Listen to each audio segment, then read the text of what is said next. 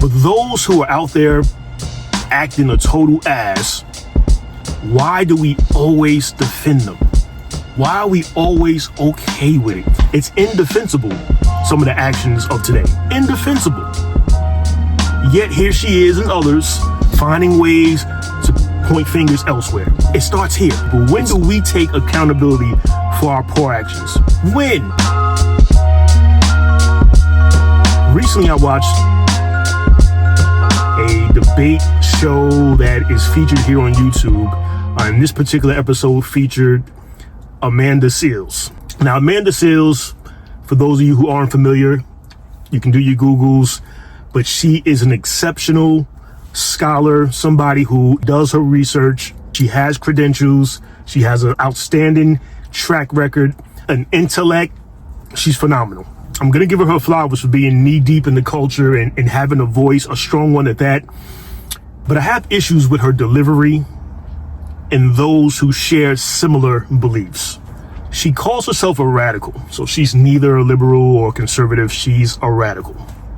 But Amanda Seales seems to be very apologetic towards black people.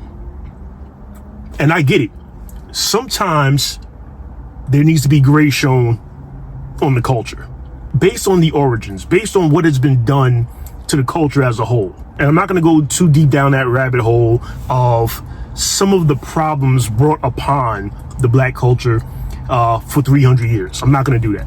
But what I won't allow is for an intellect like Amanda Seales to be on a platform and just pretty much belittle those who are challenging her.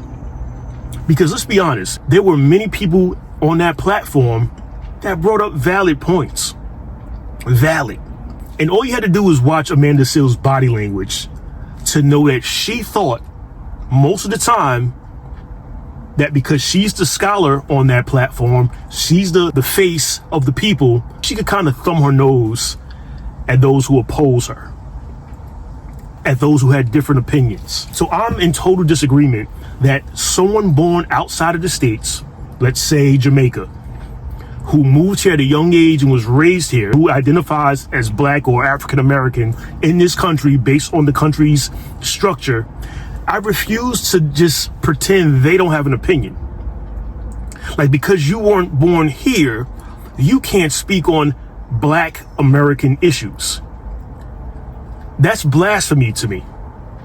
And by law, if a Jamaican, Haitian, African is signing an application based on the structure here, 9 times out of 10, they're going to put African American, because that's how this country has boxed us all in these weird groups. You'll have the occasional situation where someone may check other, but for the most part, they're going to identify as African American. They're going to face the same struggles as a black American, whether in the workplace, whether through the law, they're still viewed as a black person here. But Amanda Seales just rubbed me the wrong way in that whole debate. And again, I'm going to give her flowers. She did an outstanding job taking on different personality types and just challenging them and being challenged. She handled herself well. But I don't like the apologist mentality. You know, black fatigue can include people like Amanda Seales.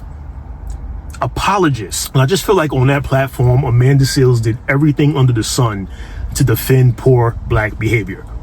Correct me if I'm wrong, but it seems like she refused to answer some of the critical questions. You know, black on black crime, there's got to be like an excuse for it now.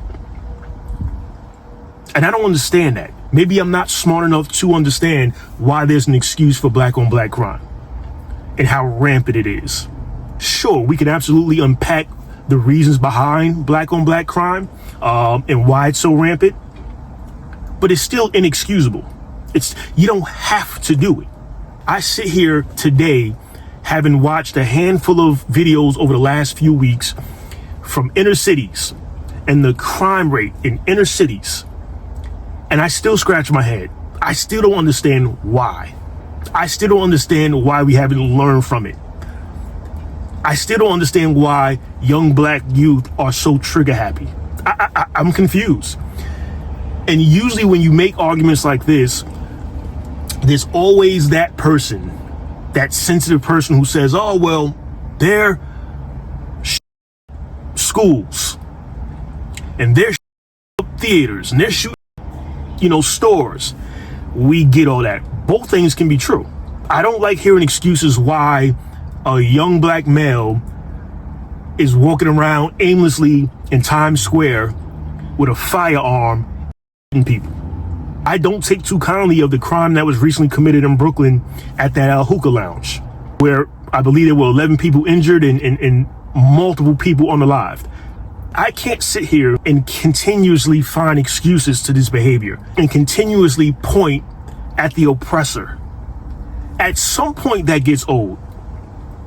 The whole structure is old anyway. The whole system that we live in, all this is old. We know it. It's old. It needs to be revamped. The laws need to be changed in some instances. We get it.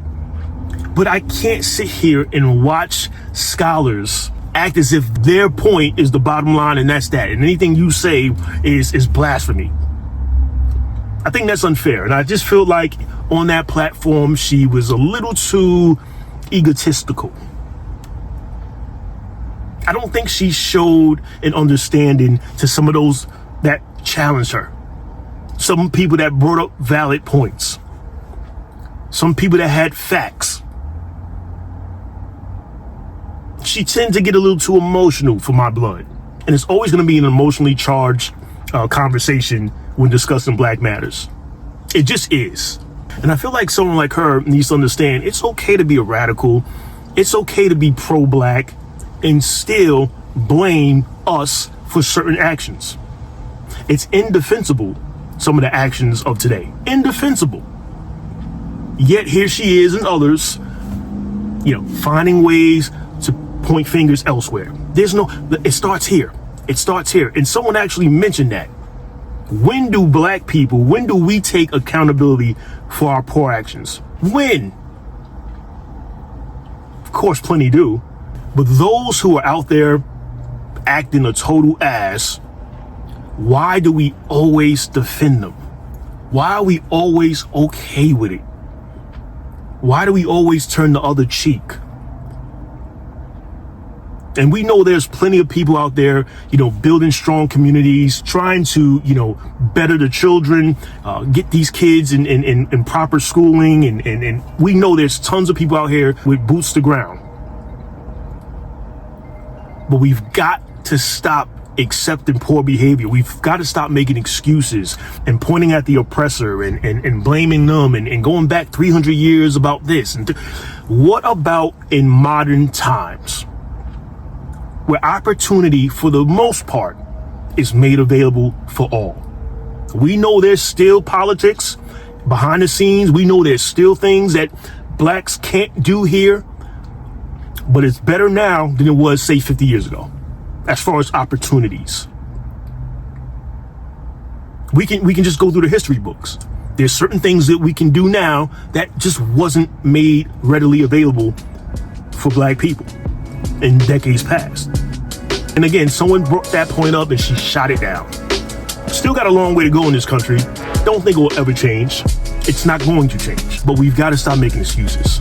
It's getting old.